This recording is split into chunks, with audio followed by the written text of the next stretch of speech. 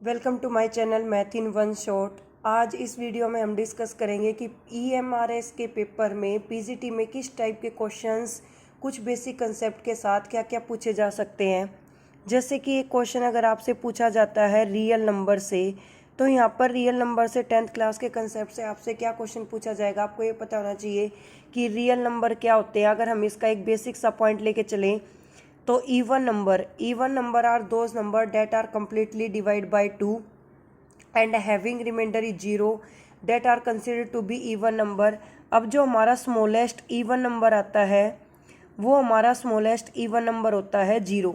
Smallest even number हमारा क्या रहेगा? 0। बहुत सारे लोगों को तो यही कन्फ्यूज़न रहता है कि हमारा स्मॉलेस्ट इवन नंबर क्या है, और उसके साथ यही नहीं पता होता कि 0 इवन में आता है या ओड में। तो 0 एक ऐसा नंबर है जो हर नंबर से डिवाइड हो जाता है, और 0 2 से भी डिवाइड हो रहा है, इसलिए एक इवन नंबर है। Odd number are those number that are not complete divide by 2 that are considered to be odd number। next is prime number। prime number are those number that have only two factor 1 and itself। अगर हम smallest prime number की बात करें तो हमारा smallest prime number जो है वो 2 आता है। बट अगर हम इवन प्राइम नंबर की बात करें, स्मॉलेस्ट इवन प्राइम नंबर, तो वो हमारा 2 आएगा। और अगर हम बात कर रहे हैं ओड प्राइम नंबर की, जो कि दोनों के दोनों किस में काउंट हो रहे हैं? स्मॉलेस्ट में काउंट हो रहे हैं, तो वो हमारा क्या आता है? 3 आता है। 1 हमारा एक प्राइम नंबर नहीं है।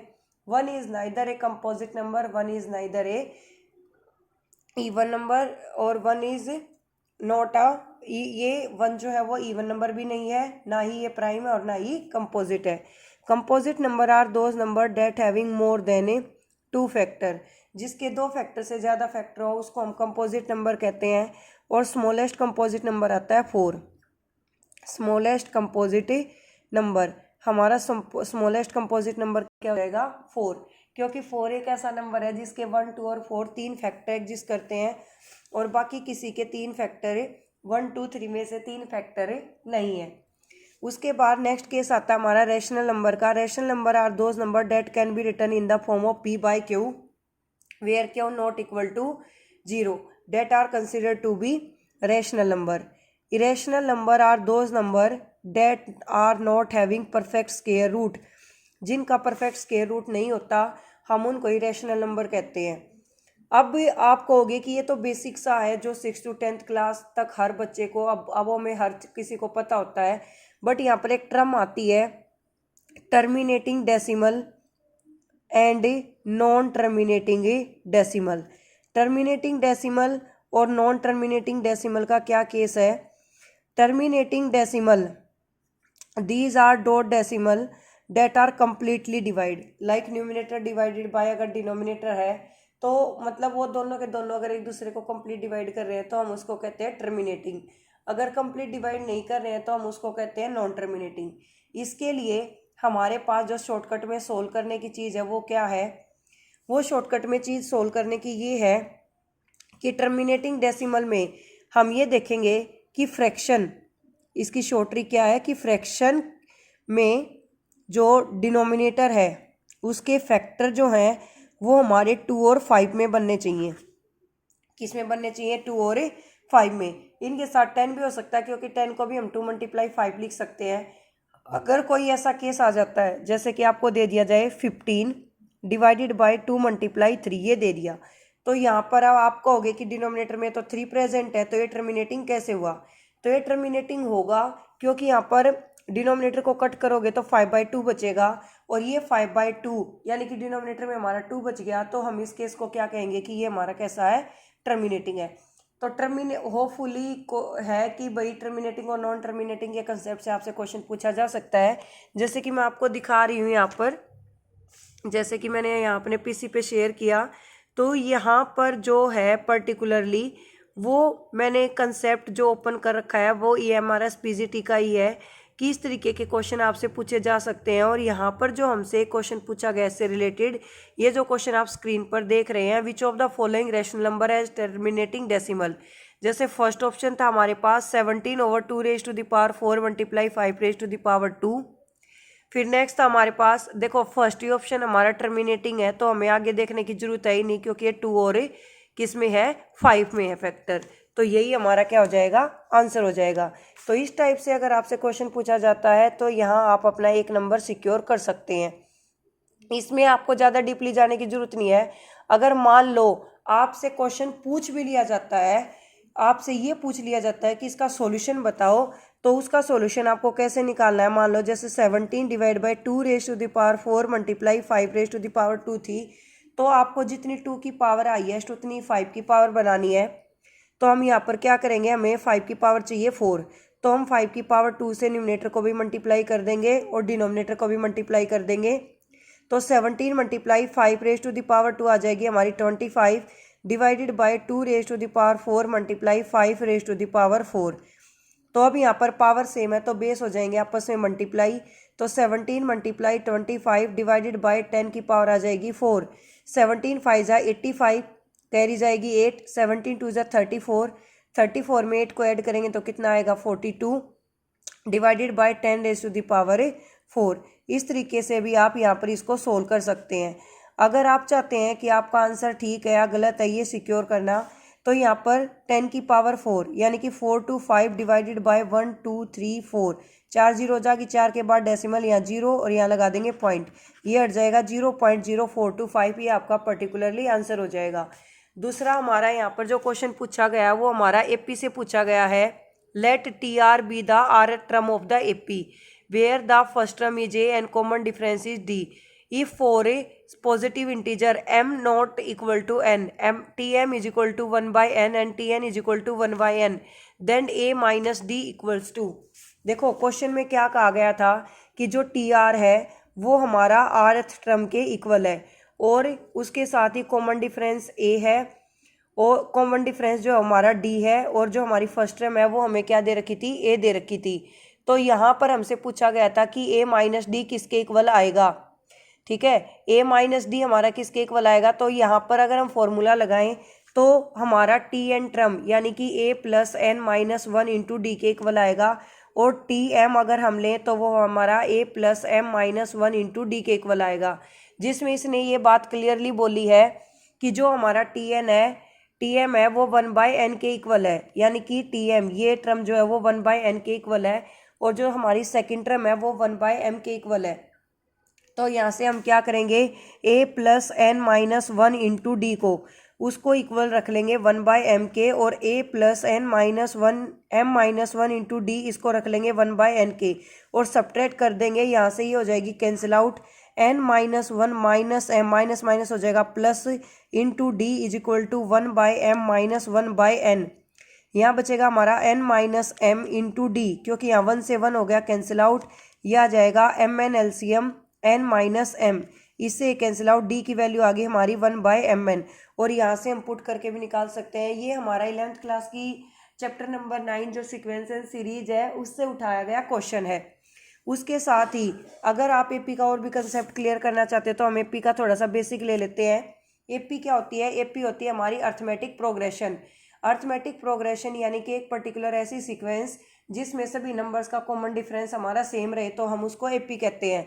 जैसे मैंने एक सीक्वेंस ली 2 4 6 8, तो यहाँ पर हम कॉमन डिफरेंस डी कैसे निकालेंगे, second term minus first term यानी कि 4 माइनस 2, फिर थर्ड माइनस सेकेंड यानी कि 6 माइनस 4, फिर 8 माइनस 6। तो यहाँ पर हमारा जो डिफरेंस है वो 2 2 का क्रिएट हो रहा है। तो इसी के साथ ये हमारी एक एपी बन गई। एपी बन गई तो हमें ये पता होना चाहिए कि एपी की लास्ट टर्म निकालने का क्या फॉर्मूला होता है। तो हमारा फॉर्मूला होता है a n is equal to a plus N minus 1 into d. N होती है हमारी नंबर ऑफ टर्म्स, डी होता है हमारा कॉमन डिफरेंस, ए होती है हमारी फर्स्ट टर्म। और उसके साथ ही अगर हम निकालते हैं सम ऑफ एन टर्म तो वो इक्वल आता है N by 2 into 2a plus N minus 1 into D के। एन वही हमारी नंबर ऑफ टर्म रहेगी, ए वही हमारी फर्स्ट टर्म रहेगी, डी हमारा कॉमन डिफरेंस रहेगा और एस एन हो जाता है हमारा सम। एक हमारा एस एन का और आता है formula N by 2 into A plus A N.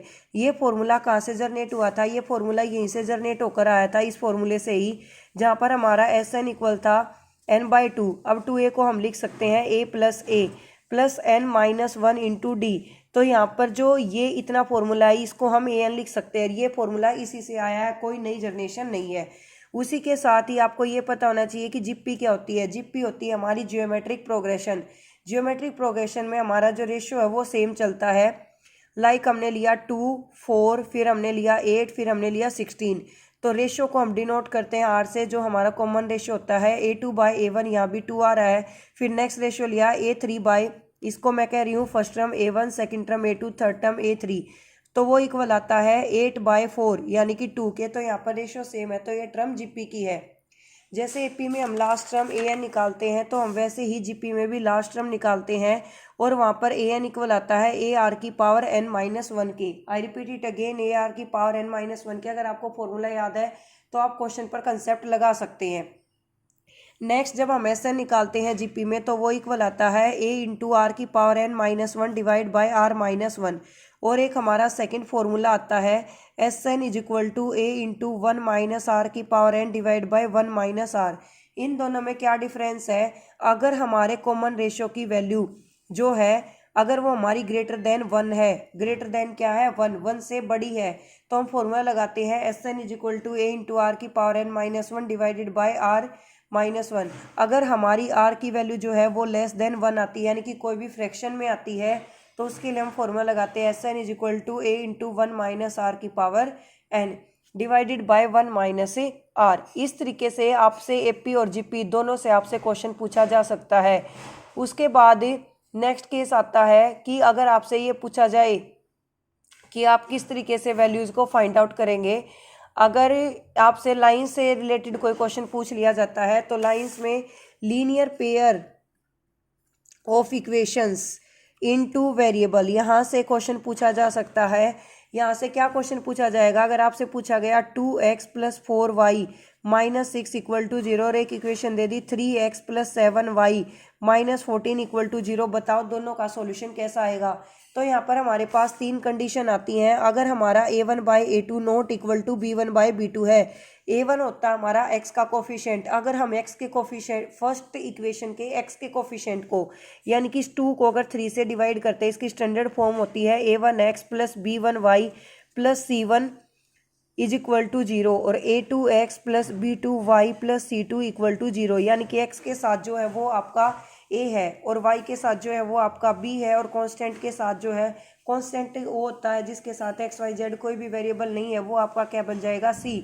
तो इस केस में क्या होगा कि यहाँ पर आपसे केस पूछ लेगा कि स्ट्रेट लाइन का सॉल्यूशन बताओ कैसा आएगा। अगर हमारा x का कोफिशिएंट x से डिवाइड करने पर, y का y से डिवाइड करने पर, और कांस्टेंट को कांस्टेंट से डिवाइड करने पर अगर A1/A2 not equal to B1/B2 आता है, तो बनेगी इंटरसेक्टिंग लाइन। तो बनेगी इंटरसेक्टिंग लाइन। अगर हमारा A1/A2 इक्वल टू B1/B2 आ जाता है, but not equal to C1/C2 आ जाता है, तो बनेंगी हमारी पैरेलल लाइन। अगर हमारा A1/A2 इक्वल आ जाता है B1/B2 के, बट और इक्वल आ जाता है C1/C2 के, तो हमारी बनेगी कोइंसिडेंट लाइन, एक ही लाइन आएगी। और अगर हमारी कोइंसिडेंट लाइन आती है और इंटरसेक्टिंग लाइन आती है, तो वहाँ पर सॉल्यूशन हमारा कंसिस्टेंट होता है। कंसिस्ट करने का मतलब ये है कि कंसिस्टेंट है, उसका सॉल्यूशन आएगा। अगर हमारा पैरेलल लाइन का केस आता है, तो उसमें हमारा सॉल्यूशन नहीं आता है। एक हमारा पैराबोला और हाइपरबोला का केस होता है। उस केस में हम क्या फाइंड आउट करते हैं? अगर हमारा h² - AB ग्रेटर देन 0 है, तो हम कहते हैं कि हाइपरबोला होगा, और कैसा होगा? रेक्टेंगुलर होगा। एक हमारा केस आता है हाइपरबोला है, ठीक है, उसके बाद कैसा है? रेक्टेंगुलर है। अगर हमारा h² - AB = 0 आ जाता है, तो वहाँ पर हमारा केस आता है पैराबोला का। और अगर हमारा h² - AB लेस देन 0 आ जाता है, तो यहाँ पर हमारा बनता है इलिप्स। उसके बाद h² - AB अगर हमारा लेस देन 0 आता है, तो आता है सर्कल। अब ये दोनों ही कंडीशन सेम है। यहाँ पर a और b की वैल्यू इक्वल होती है, और यहाँ पर a not equal to b रहेगा। पैराबोला, हाइपरबोला, इलिप्स और circle. Thank you so much for watching. Like, share and subscribe for more videos. Comment in the comment section.